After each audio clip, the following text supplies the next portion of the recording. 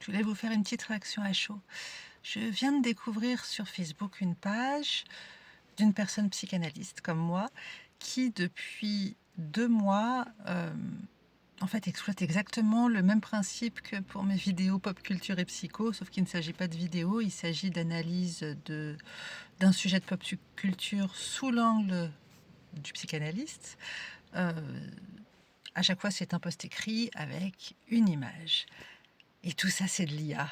Le texte, c'est de l'IA. Alors, je ne sais pas si la personne travaille son texte, puis après fait re-rédiger par une intelligence artificielle pour que ce soit plus cohérent. Il me semble quand même reconnaître de l'IA du début jusqu'à la fin. L'image, c'est de l'IA aussi. Bon, vous allez me dire, il y en a plein des choses comme ça sur Internet. Et je n'ai pas inventé la poudre. Le concept d'étudier la pop culture sous un angle psychologique, c'est pas moi qui l'ai inventé non plus.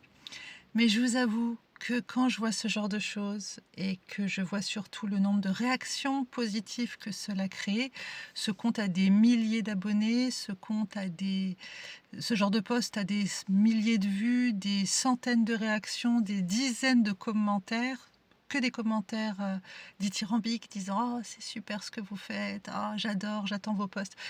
Il y a des posts sur cette page au moins une fois par jour, donc c'est quand même des analyses à la chaîne.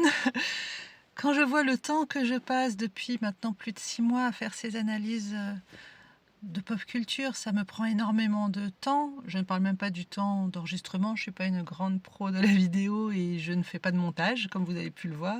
J'essaye de m'améliorer petit à petit, je pars du principe que c'est en faisant et en mettant des efforts régulièrement qu'on s'améliore. Mais en tout cas, le texte en lui-même de toutes mes vidéos, c'est mon texte, c'est mon analyse, c'est mon travail.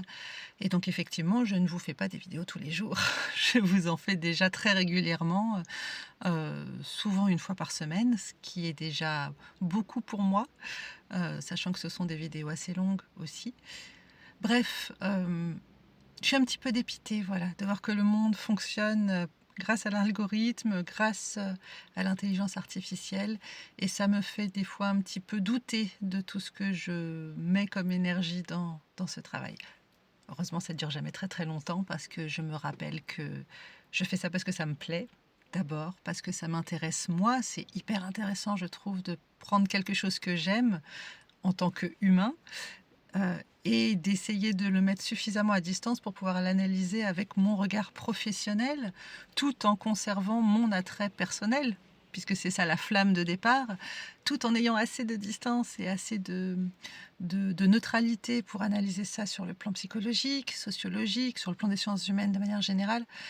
Et je trouve ça vraiment passionnant pour moi-même, donc je suis ravie de le faire pour moi, je suis ravie de vous le partager.